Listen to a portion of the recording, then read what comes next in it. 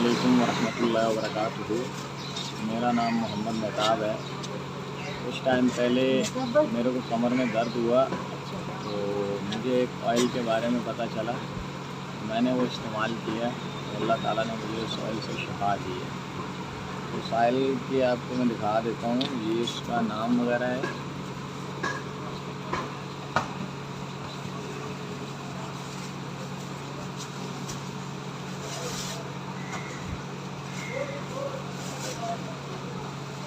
शफ़ाए कामला इसका नाम है। तो आप लोगों को भी अगर चाहिए हो तो आप लोगों को मिल जाएगा। मैंने अपनी शॉप पे भी उसके बाद सेल आउट के लिए रखा हुआ है। कोई भी मसला हो जिस्म में, जैसे कहीं भी हड्डी का दर्द हो